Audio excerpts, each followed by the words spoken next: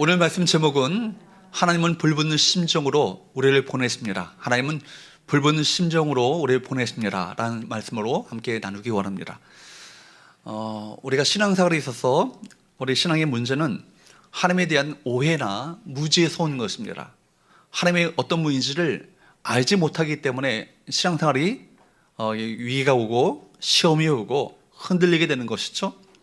신앙생활을 하다 보면 내가 기도한 그 기도가 응답될 때도 있고 내가 기도한 대로 되지 않을 때도 있습니다.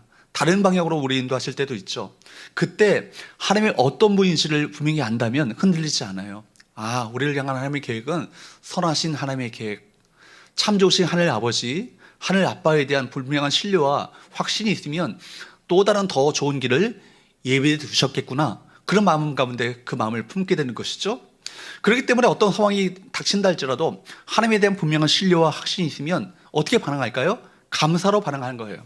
비록 내가 A를 구했으나 B를 허락하심도 이 B를 통해서 더 좋은 것을 주시기 위한 하나님의 그 계획이 있음을 저는 신뢰합니다. 그런 믿음의 마음을 가지고 저 앞에 감사로 반응하게 되는 건 아니겠습니까?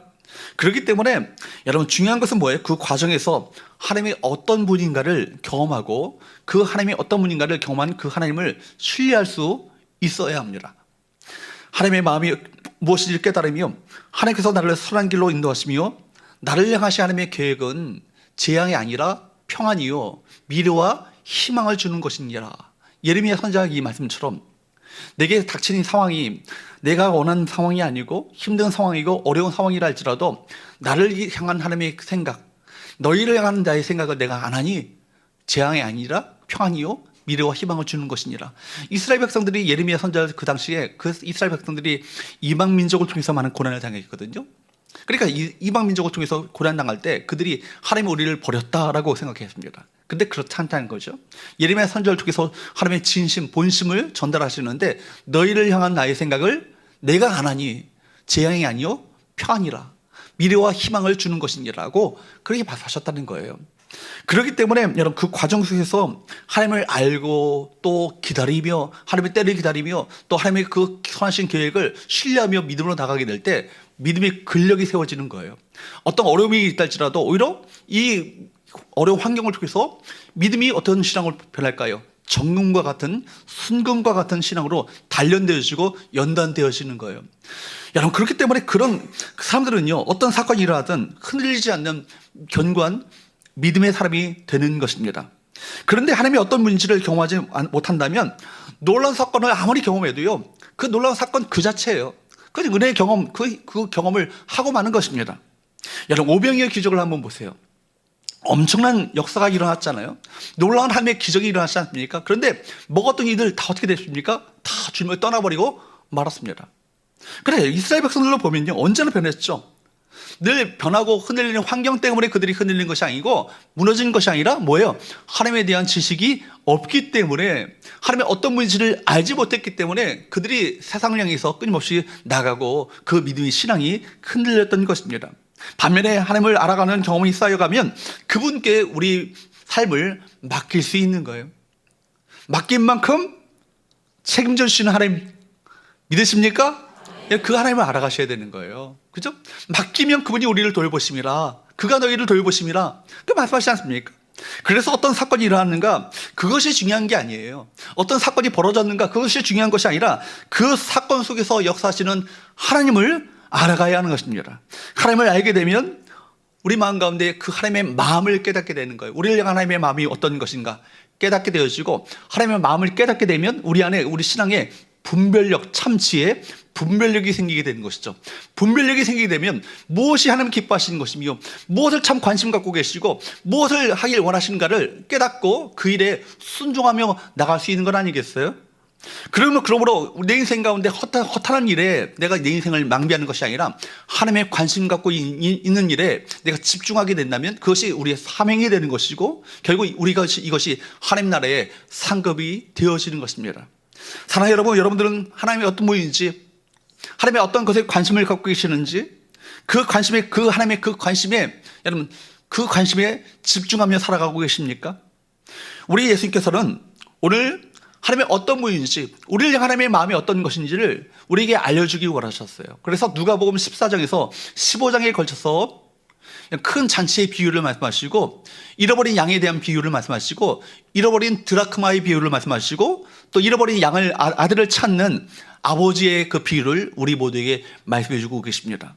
그 비유를 통해서 우리에게 말씀하신 것이 뭐예요?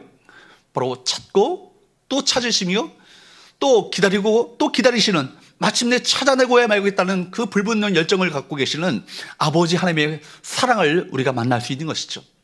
우리 본문의 말씀을 통해서 세 가지 영적 교훈을 함께 나누기 원하는데요. 첫 번째, 따라할까요? 아버지 하나님의 마음을 알라. 아버지 하나님의 마음을 알라는 거예요. 여러분, 신앙생활 자체가 뭐예요? 신앙생활은 하나님의 아버지의 마음을 알아가는 거예요. 하나님의 마음을, 아버지의 마음을 알고 그 아버지의 마음에 믿음으로 함께 동참하기 원하죠. 아버지 있는 곳, 마음에 있는 곳에 나도 있기를 원하는 그것이 자체가, 이것이 신앙생활의 본질 아니겠어요? 하나님 아버지의 마음이라는 거 찬양도 있지 않습니까? 아버지의 마음을 알아. 그 아버지 있는 마음에 있는 곳에 나도 있길 원해요. 그 찬양이, 그 가사가 그렇습니다.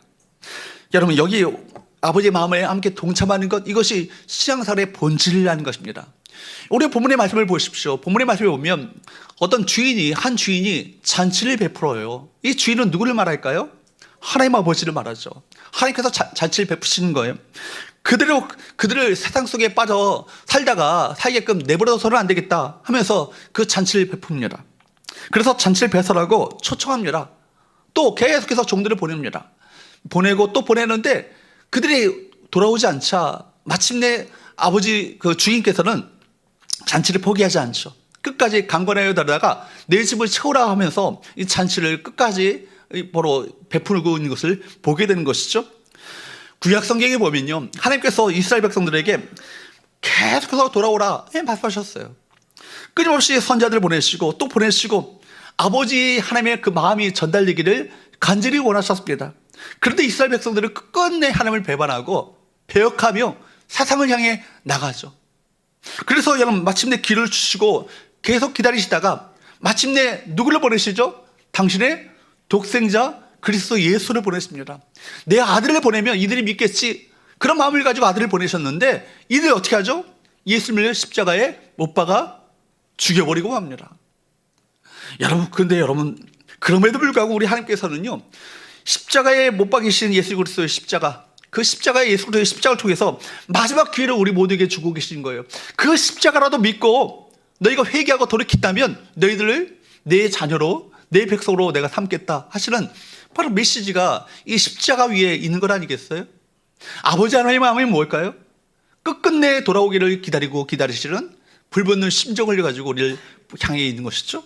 그러므로 베드로후서 3장 9절 말씀에 보면 이렇게 말씀하고 있어요. 한번 읽어보도록 할까요? 시작. 주의 약속은 어떤 이들이 더디다고 생각하는 것 같이 더딘 것이 아니라 오직 주께서는 너희에 대하여 오래 참으사 아무도 멸망하지 아니하고 다 회개하게 이르기를 원하시느니라. 어떤 이들이 그래요. 하나님의 심판이 곧 심판하시고 우리 좀 천국으로 들어간다고 말씀하시는데 이 주의 약속이 더딘 거 아닌가? 왜 하나님의 예수님의 재림이 더디게 오시는가? 그렇게 불평하는 분들이 있었어요. 그런데 베드로가 말하기를 뭐라고 합니까? 주의 약속은 더딘 것이 아니야. 뭐야? 아버지 하나님께서 아무도 멸망하지 않고 다 전도자를 통해서 다 구원키를 원하시는 그 마음 때문에 심판을 미루고 계신 거야. 이 말씀을 하고 계신 건 아니겠어요? 여러분, 참고 기다리시는 아버지 하나님의 마음을 아십니까? 회개하고 하나님께 돌이키면 우리 사는 거예요. 돌아오기만을 간절히 바라시는 거예요. 이것이 아버지의 불붙는 심정이에요. 호세아서의 말씀에 보면, 여러분, 우리가 지난주에 새벽까지 호세아서를 함께 살펴보지 않습니까? 호세아서에 보면은요, 호세의 아내 고벨 이야기가 나오죠. 여러분, 하나님께서는 호세로 하여금 이 하나님의 그 안타까운 불붙는 마음을 느끼도록 하시기 위해서 뭘 명하십니까? 고멜을 아내로 맞이하라고요. 근데 고멜이 어떤 사람이에요?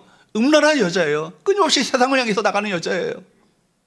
호세에게 고멜을 아내로 맞이하라고 말합니다. 여러분, 고멜은 구약의 대표적인 탕자죠. 하나님의 선자의 아내가 세상의 쾌락을 따라 본 남편을 떠나가지고 가출하는 그 모습을 끊임없이 보여주고 있어요. 구약 이스라엘 백성의 이야기죠. 한 사람이 아니라 한 민족이 하나님을 배역하고 반역하고 상습적으로 하나님을 떠났음을 보여주고 있는 것입니다. 고멜이 남편이 아니라, 자기 본 남편이 아니라 다른 남자의 품을 끌어오며 끊임없이 지나가는 남자들에게 추파를 던지는 모습이 바로 이스라엘의 모습으로 비유하신 것입니다. 호세의 아내는 나가면 다른 남자의 아이를 임신하고 들어왔습니다. 그야말로 창녀입니다. 그런데 호세에게 뭐라고 말씀하세요?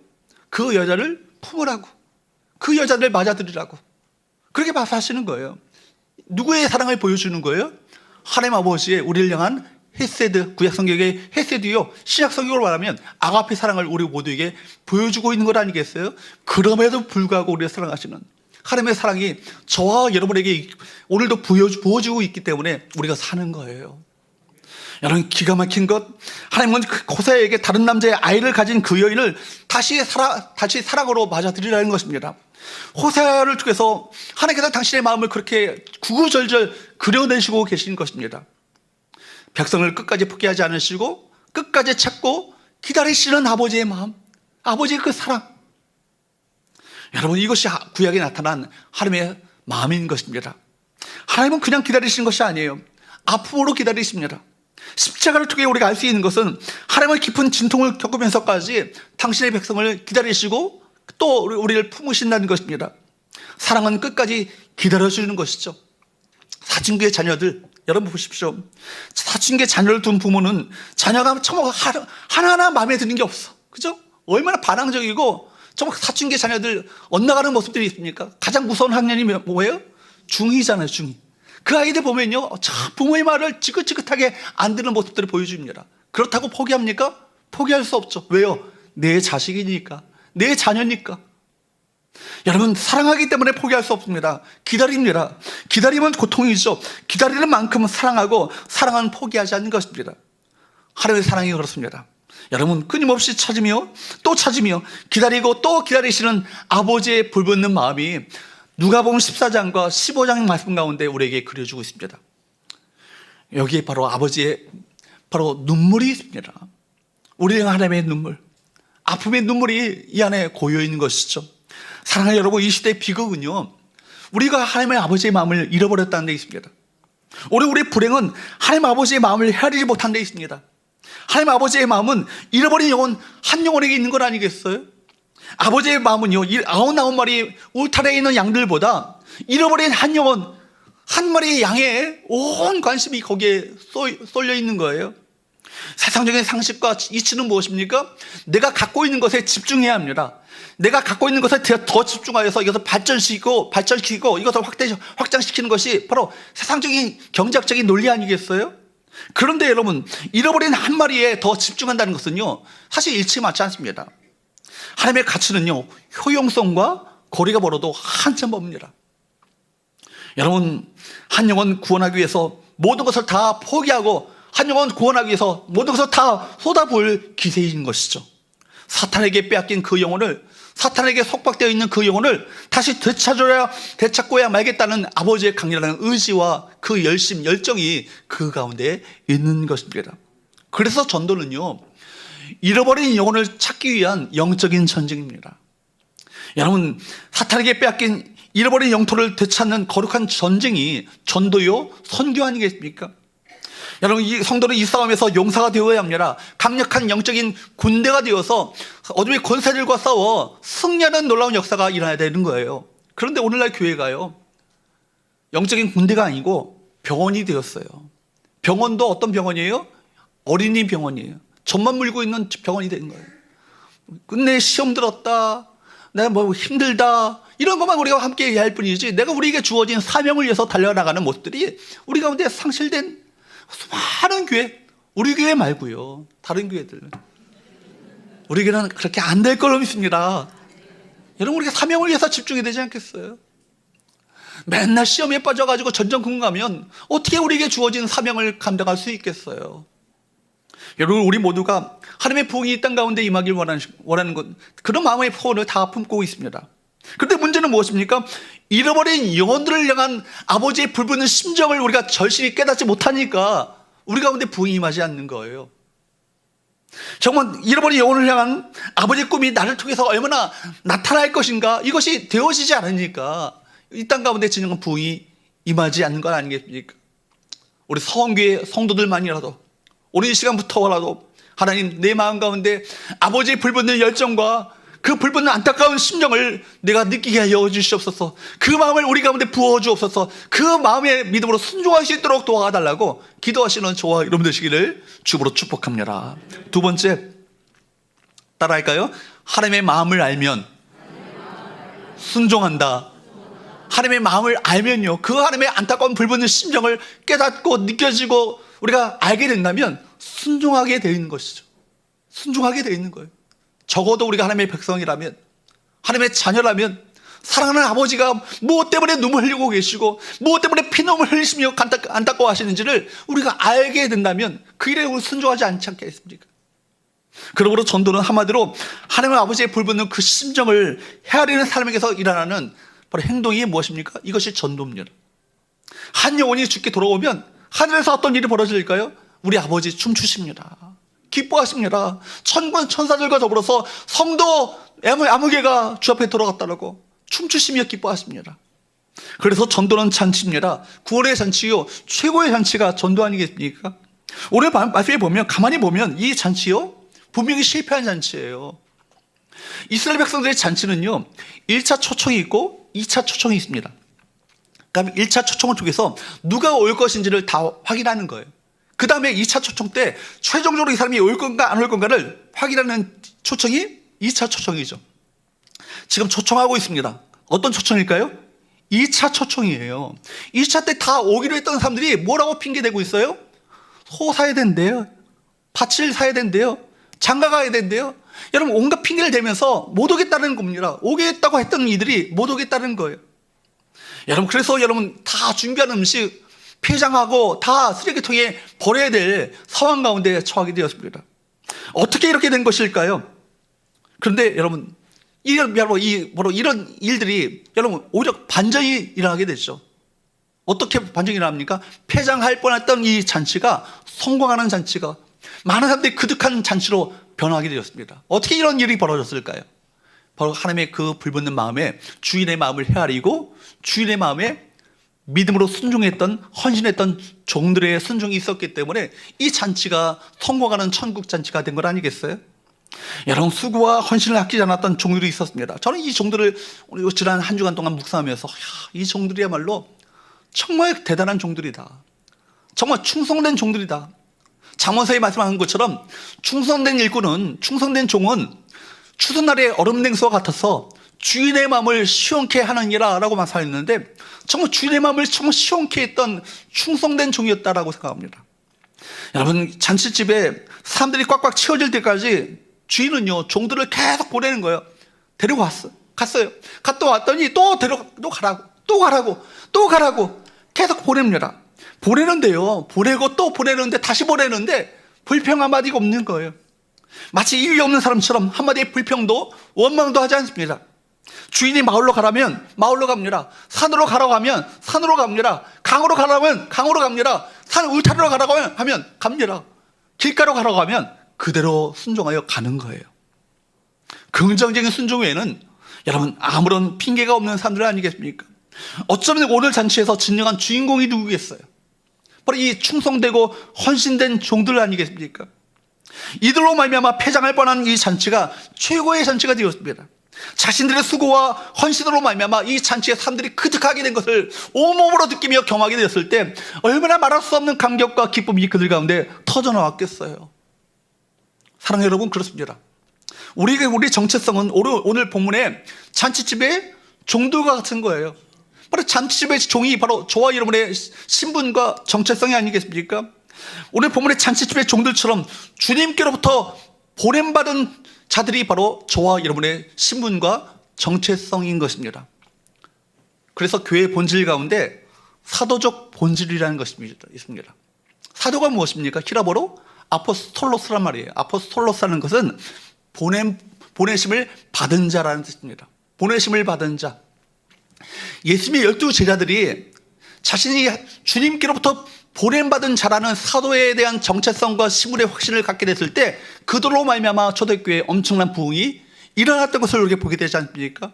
교회의 본질도 뭐예요? 사도성이 있어요. 교회는 아포스톨릭 처치예요.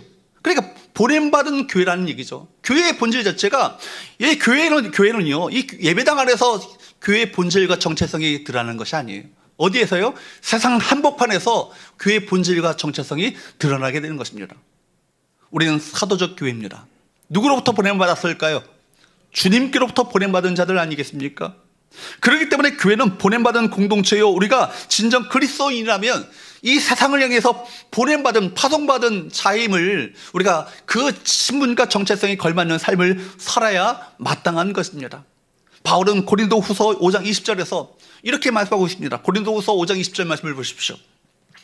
읽어보도록 합니다. 시작. 그러므로 우리가 그리스도를 대신하여 사신이 되어 하나님의 우리를 통하여 너희를 권면하시는 것 같이 그리스도를 대신하여 간청하노니 너희는 하나님과 화목하라. 여기 보니까 사도 바울이 사신이란 말을 썼습니다. 사신이란 말은 왕으로부터 전권을 위임받아 위탁받아 보냄받은 대사를 말하는 거예요. 그러니까 여러분, 이 사신에게는 누구의 정권이 들려져 있습니까? 누구의 정권이 있을까요? 왕의 정권이 들려져 있는 거예요. 그러니까 그 사람은 개인 한 사람이 아니라 왕의 신분을 가지고 왕의 사명을 가진 왕을 대신하여 그 사명을 감당하는 자인 것입니다. 그러므로 여러분, 미국의 대사, 주한미국 대사를요 함부로 대할 수 없어요. 이 사람은 미국을 대표하는 사람이기 때문에 우리나라 사람도 이 사람을 개인 한 사람으로 미국인으로 대하는 것이 아니라 미국을 대신한 사람으로 우리가 그 사람을 대하는 거예요. 마찬가지예요. 여러분, 오늘 특별히 바울은 뭐라고 합니까? 그리스도를 대신하여라는 말을 2번이나 사용합니다. 2번이나 강조해서 반복했다는 것은 강조를 말하는 거예요.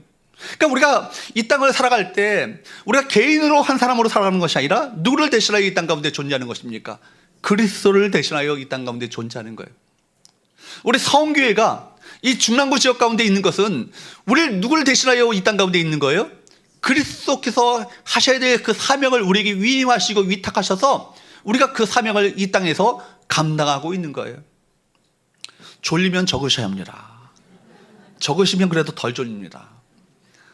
그렇기 때문에 여러분, 대신 대사는요 자기 말을 하는 사람이 아니고 어떻게 하는 거예요? 대신 말을 하고 대신 가고 대신 일하는 사람이 대사입니다. 대사는 자기 마음대로 말을 하는 사람이 아니에요. 근데 오늘 교회가, 특별히 한국 교회가 병드는 것은 주님께서 우리에게 위탁하신 이 사명을 망각했기 때문에, 우리가 이 땅 가운데 왜 존재하는가를 잊어버렸기 때문에 바로 우리 병든 건 아니겠어요? 세상을 향해서 나가는 것이 아니에요.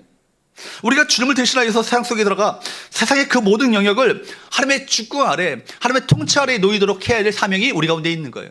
예배학적 용어로 말한다면 우리가 처해 있는 그 장소와 그 영역을 주님께서 경배받으시는 예외 장소, 임재하시는 그 장소로 만들 책임이 우리 가운데 있다라는 얘기예요.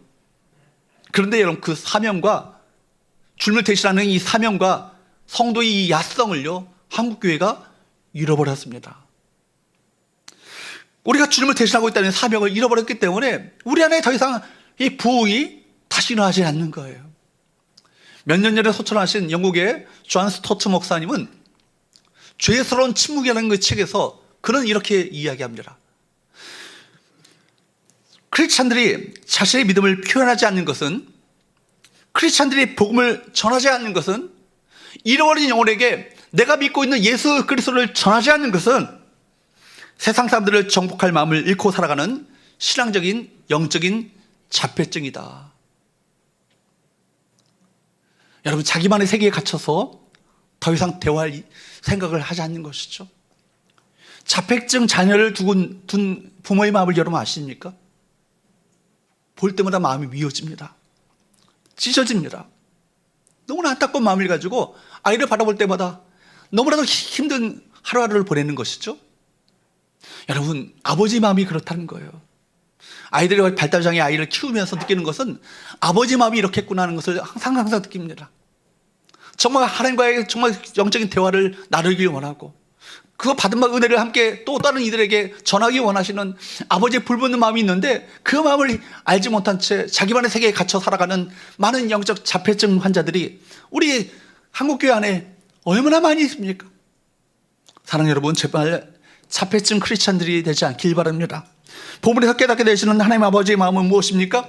오지 않겠다는 사람들, 그 앞에서 이 잔치를 절대로 포기하지 않겠다. 이것이 아버지의 마음이에요. 정말 이 잔치는 반드시 열려야 되고, 열릴 때 이 손님들로 가득한 이 잔치가 되어야 한다. 이것이 아버지의 불붙는 마음 아니겠습니까? 여러분, 주인의 마음을 깨닫고 보냄받은 종들에 의해서 이 잔치는 실패할 뻔한 때는 이 잔치가, 폐장할 이 잔치가 성공한 잔치가 되었습니다. 나는 주인의 마음을 헤아리고 순종하는 종들입니까? 아니면 구경꾼입니까? 오늘 여러분들이 이 말씀을 들으면서 내가 찾아야 할 영혼이 누구일까를 생각하게 되었다면 참 잘하시는 것입니다. 생각만 할 뿐만 아니라 그 영혼을 위해서 기도하십시오. 그리고 그 영혼을 찾아가십시오. 전화만 하지 마시고 찾아가면 달라요. 얼굴과 얼굴을 맞대서 그분들에게 직접 건면하고 이야기하면 다릅니다. 성령께서 그에게 해주실 말을 우리 입술 가운데 담아주실 것입니다. 마지막 세 번째, 따라할까요? 마지막 은혜의 기회라 여기고 전도하라. 마지막 은혜의 기회라 여기고 전도하라는 거예요. 여러분, 매번 은혜가 기회가 주어지는 것이 아니죠. 기회는 지나갑니다. 기회는 지나가는 거예요. 바울은 이 하나님의 잔치를 하나님의 은혜로 이야기하고 있습니다. 은혜로 설명합니다. 하나님의 은혜. 하나님의 은혜가 우리 가운데 활짝 지금 열려져 있다는 것이죠. 그래서 고린도후서 6장 1절 말씀에 보면 우리가 하나님과 함께 일하는 자로서 너희를 고하노니 하나님의 은혜를 헛되이 받지 말라고. 때가 놓치면 바로 이 은혜도 지나가고 말 것이라고. 여러분, 우리에게 값비싼 이 은혜를 베푸시기 위해서 우리 주께서는 값비싼 십자가의 이 대가를 우리 가운데 치르지 않으셨습니까? 그리고 우리에게 기회를 주셨어요. 그런데 이 은혜를 받아야 할 우리가 이 은혜를 헛되이 받는다면 엄청난 낭비 아니겠어요? 이 기회가 우리 가운데 주어졌습니다. 여러분에게 하나님의 말씀이 들려지고 있다면 은혜의 때예요. 그리고 이 은혜 말씀으로 말미암아 내 마음 가운데 찔림이 오고 도전이 오고 마음 가운데 영적 부담감이 생겼다면 은혜의 기회가 우리 가운데 주어진 것입니다. 그런데 이 은혜를 우리만 받고 끝나는 것이 아니라 어떻게 해야 합니까? 내게 은혜가 주어졌다면 이 은혜는 흘러가야 되는 거예요. 여러분에게 은혜를 베푸시기 위해서 은혜를 주셨지만 사실은 궁극적으로 보면 여러분의 은혜의 통로로 삼으시기 위해서 여러분에게 은혜를 베푸셨음을 기억해야 합니다. 이스라엘 백성들이 여러분 이스라엘 백성들로 해서 왜 우리들로 이 바로 영적인 촛대가 옮겨졌습니까? 이스라엘 백성들은요, 선민 사상이 있었잖아요. 하나님께서 우리를 축복의 민족으로 삼으시기 위해서 우리를 선택하셨다. 거기까지 좋아요. 왜 선택하셨는지를 아셔야 되는 거예요. 열방이 바로 이 이스라엘 백성들이 제사장이 나라가 되어서 열방이 이 민족을 통해서 다 주 앞에 돌아오기를 원하시는 아버지의 부푸신 꿈이 있으셨어요. 그런데 이스라엘 백성들은 어떻게 생각했죠? 이방인은 개라고. 탈무드에 보면 이방인을 왜 창조하셨는가? 지옥의 불쏘시개로 사용하기 위해서 이방인을 창조하셨다. 그렇게 생각하는 거예요. 그러니까 그들이 선교할 생각도 전도할 생각도 하지 않고 나만 구원받고 나만 천국 가고 나만 바로 하나님의 축복을 누리면 된다는 생각으로 살았던 이들이 누구예요? 이스라엘 백성들 아니겠습니까? 결국 촛대를 옮기셨잖아요. 촛대를 옮기셔서 우리로 하여금 열방 가운데 복음이 전파되기를 원하시는 아버지 마음을, 불붙는 마음을 가지고 우리 세상 가운데 보내고 계십니다. 여러분, 우리가 은혜가 주어졌다면 뭐예요? 나로 말미암아 은혜가 흘러가야 되는 거예요. 믿지 않는 남편을 붙여주신 이유, 그 영혼 구원하라는 부르심이 있는 거예요. 네 자녀 가운데 아직 믿지 않는 자녀들이 있다면 그 자녀들 구원하라는 하나님의 부르심이 있는 거예요. 내 형제 가운데 아직 믿지 않는 형제가 있다면 그 영혼 구원하라는 부르심이 나에게 있는 거예요. 내 직장 동료, 이웃에게 여러분 구원하라는 이 부르심이 우리 가운데 있음을 우리 모두가 기억해야 할 줄로 믿습니다. 그래서 고린도후서 6장 2절 말씀을 한번 보세요. 시작. 이르시되 내가 은혜 베풀 때에 너에게 듣고 구원의 날에 너를 보았다 하셨으니 보라 지금은 은혜 받을 만한 때요 보라 지금은 구원의 날이로다. 지금은 이란 말이 반복되고 있잖아요. 지금은. 여러분, 지금은 이라는 말에는 언젠가 이 잔치의 문이 닫힐 때가 있다는 얘기죠. 지금은 이라는 말은 언제가 은혜의 문이 닫힐 때가 있다는 얘기입니다. 그렇기 때문에 은혜가 끝날 때가 있다는 것입니다. 지금이라는 이 시간은 기회죠. 아직 하나님의 은혜가 작동되고 있는 때인 것입니다. 하나님의 호의가 아직도 베풀어지고 있는 때라는 얘기입니다. 구원의 시간이 끝나면 어떤 시간이 오죠? 심판의 시간이 옵니다. 그래서 지금이라는 이 단어에서 긴급성이 느껴지는 것입니다. 보라, 지금은 이라는 이 두 번이나 이 말을 반복함으로써 바울은 이것을 긴박성을 가지고 이 말을 외치고 있는 것 아니겠습니까? 지금은 하나님의 은혜가 흘러넘쳐 구원의 진리가 우리 가운데 명료하게 전달되고 있습니다. 마음만 열다면 얼마든지 이 은혜를 받을 기회가 우리 가운데 주어진 거예요. 또 다른 이들에게도 마찬가지로 그들로 마음의 문만 연다면 그 은혜가 그들에게 주어집니다. 전도 그러나 언젠가는 그 때가 있다라는 거예요. 그죠? 다칠 때가 있다는 거 이야기 아니겠습니까? 전도자는 우리에게 말씀합니다. 전도서 3장 1절 말씀에 보면 범사에 뭐라고 있다고요? 끝이 있다고요. 범사에 기한이 있고 천하만사가 다 때가 있다고 말씀합니다. 여러분, 기회가 있다는 얘기는 기회가 언젠가는 닫힌다는 얘기를 또 말하고 있는 거예요. 때라는 이 말 안에는 위급성과 긴박성과 시급성이 이 안에 있는 것 아니겠습니까? 하나님의 끝이라고 말씀하신다면 끝인 거예요. 기회를 주시고 또 주시지만 결정적인 순간은요, 하나님가 닫으실 때가 있다는 것을 우리 모두가 똑똑히 기억해야 할 것입니다. 은혜의 때가 끝나는 순간이 온다는 것입니다. 그렇기 때문에 여러분, 우리가 긴박성을 가지고 우리가 그 영혼 찾아야 할 것입니다. 어제도 우리가 장례식을 치렀지만 장례식에 참석하면서 장례식장을 가면서 이렇게 쭉 지나가는데 복도에 사진들을 봤어요. 노인들도 계시지만 할아버지 할머니도 계시지만 젊은 청년 같은 그 고인도 있는 거예요. 올 때는 순서가 있지만 갈 때는 부르시면 언제라도 가는 것 아니겠어요? 개인적 종말이 있고 세계적 종말이 있습니다. 근데 개인적 종말은요, 누구도 예측할 수 없는 그때 개인의 종말이 우리 가운데 임하는 것 아니겠어요? 그런데 여러분 보십시오. 어저께 그 장례 같은 거는 바로 성도로서 하늘나라에 입성하셨어요. 그러니까 얼마든지 제가 그런 장례 가서는 할 말이 많아요. 그러나 목사로서 수많은 수백 번의 그 장례를 치르면서 할 말이 없는 장례가 있다는 거예요. 어떤 장례일까요? 이런 가족들은 믿는 분들이기 때문에 기독교 장례를 치르지만 그 당사자인 고인은 사실은 뭐예요? 믿지 않은 채로 돌아가신 거예요. 그런 그 장례 가서는 뭐라고 얘기하겠어요? 고인이 믿음을 갖지 못했지만 남아있는 가족들이라도 믿음을 가지시고 믿음으로 하나 되셔서 천국 소망을 가지고 살아가시라고, 그 말 외에는 다른 말 할 수가 없는 거예요. 왜요? 고인이 있는 곳을 뻔히 분명히 알기 때문에. 사랑하는 여러분, 지금 은혜가 주어져 있구만. 여러분, 지금 사람들은 냉담하게 반응하고 정말 나의 개인의 종말을 모른 채 살아가는 많은 사람들에 대해서 우리 아버지 마음은 불붙는 심령을 가지고 그 사람들을 바라보고 계신 것이죠. 피기꾼의 그 핑계 앞에서 포기할 마음이 없는 거예요. 나중에 21절 말씀에 보면 안 오겠다는 사람들 앞에 우리 주님께서는 분노하셔요. 막 노하시면서 종들을 보내시는 거예요. 그리고 23절 말씀에 보면 뭐라고 합니까? 길과 산 울타리가로 나가 사람들을 강거하여 데려다가 내 집을 채우라. 여러분, 불붙는 심정을 가지고 외치시는 아버지의 음성이 들리십니까? 여러분, 주님께서는 모든 사람이 이 잔치에 다 참여하기 원하시는 거예요. 그래서 바로 하나님의 은혜의 복음을 듣고 은혜의 복음 앞에 그들이 바로 이 세상의 것들, 허탄한 것들, 다 지나가는 것들, 영원하지 않은 것들에 인생을 허비하지 말고 진정으로 영원한 것들, 붙잡아야 될 것을 붙잡고 살아가도록 이끌기 원하시는 것이 아버지의 불붙는 심령 아니겠어요? 다 지나가는 거예요. 지나가는 거예요. 우리 하영이가 정규인 찬양대회 영상을 자주 들어요. 좋아해요.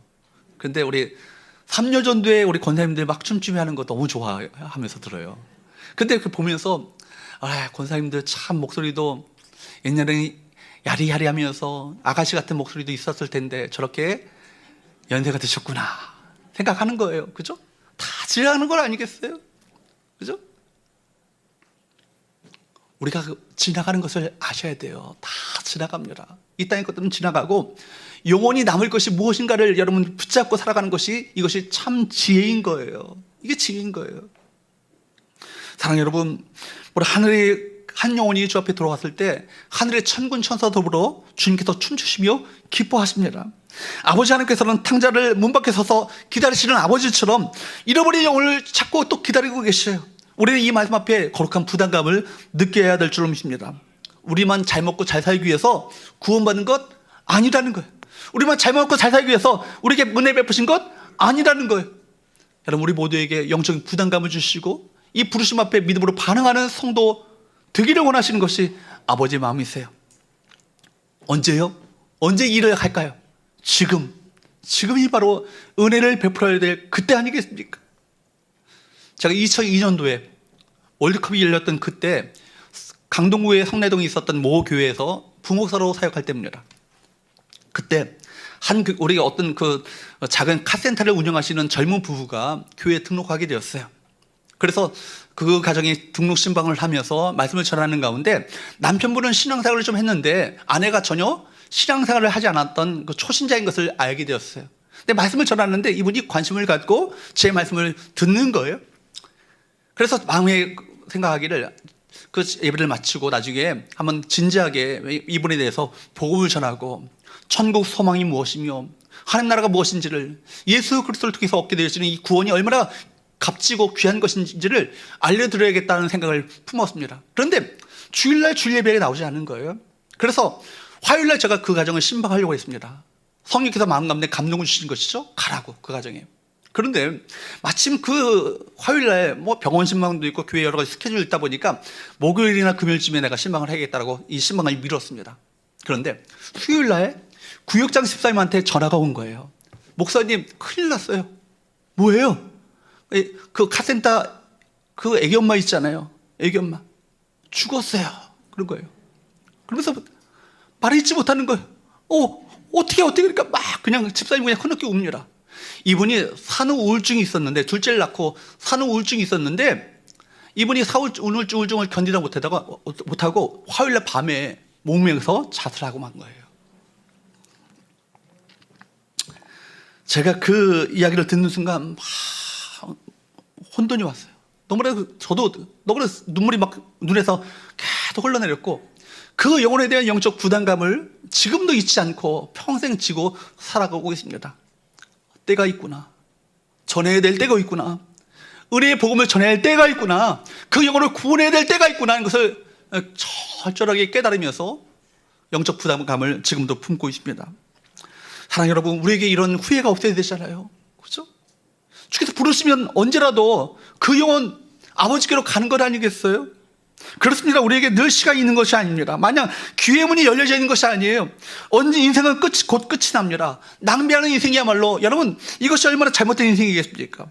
내 주변에 안 믿는 자녀, 안 믿는 사랑하는 남편, 아내, 부모님, 자녀, 여러분, 이웃, 내 주변에 믿지 않는 직장 동료, 믿지 않는 사람이 있다는 것은 하나님께서 나를 통해 그 사람에게 구원의 은혜와 축복이 흘러가기 원하시는 하나님의 부르심이 있다는 것을 우리가 똑똑히 기억하기 바랍니다.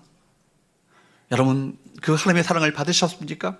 그 사랑을 나만 소유하지 않길 바랍니다. 나가십시오. 지금 결단하시고, 여러분 지금 순종하셔서 이 하나님의 잔치에 많은 영혼들이 주 앞에 돌아오는 귀한 기쁨의 감격이 우리 가운데 있게 되기를 주로 축복합니다. 마지막으로 여러분에게 부탁드리겠습니다. 이번이 마지막 기회라고 말씀드린 것처럼 더 이상 오지 않는 기회라고 생각하시면서 이 일에 믿음으로 순종하는, 함께 협력하여 함께 나가는 우리 모든 성도들 될 수 있기를 축복합니다. 다음으로 이번에 목장이 여러분 전도회가 전도 소그룹이 되어서 태신자를 위해서 함께 기도하고 함께 식사 자리를 만드시기도 하고 함께 목장 안에 장기교회 사역자들과 함께 찾아가셔서 직접 신방해 주십시오. 전화로 말고요. 전화랑 여러분 직접 신방하는 거 달라요. 제가 신방을 해보면 전화로 신방하는 거하고 직접 찾아가서 전도지를 전하며 초청장을 전하며 얼굴과 얼굴 맞대면서 기도해주면서 신방하는 그 신방은 차원이 다릅니다. 여기 교회가 큰 방주라면 여러분의 목장이, 여러분 전도회가 구명보트가 되어서 일에 함께 믿음으로 동참하는 귀한 은혜가 있게 되기를 바랍니다. 마지막으로 모든 성도가 전도 대상자들을 나는 일에 많은 요래야라고 생각하지 마시고 내가 일에 함께 동참하겠다 마음을 결심하시면서 전도 대상자를 위해서 기도하십시오. 이번에 구원의 열매가 맺어지지 않는다 할지라도 낙심하지 말고 누구를 통해서라도 그 영혼을 기도했다면 주께서 구원하실 거예요. 하나님의 역사, 우리 지난 시간에 말씀드렸던 것처럼 연합하여 손을 맞잡고 기도하면 하나님의 역사가 나타날 겁니다. 하나님의 승리가 우리 가운데 임하게 될 줄로 믿습니다. 제발 김 빠지는 소리 하지 마시고 여러분 정말 한번 해보자고 격려하시고 하면 될 거라고 긍정적인 메시지를 서로 주고받을 수 있기를 바랍니다. 주일 예배, 오후 예배까지 들으신 분들은 오후 예배 마치신 후에 곧장 집으로 가지 마시고 주보와 전도지를 들시고 준비된 영혼으로 찾아가십시오. 하나님께서 반드시 준비된 영혼을 만나게 해주실 것입니다. 여러분 지금까지 예수 믿는다면서도 한 명도 전도하지 못했다면 올 가을에 이번에 한 영혼 구원하는 귀한 그 기쁨과 감격을 누리시는 귀한 은혜가 우리 모두에게 있게 되기를 주부로 축복합니다. 다 함께 일어서서 우리가 함께 아버지의 마음을 품으면서 함께 찬양하기 원합니다. 물이 바다 덮음같이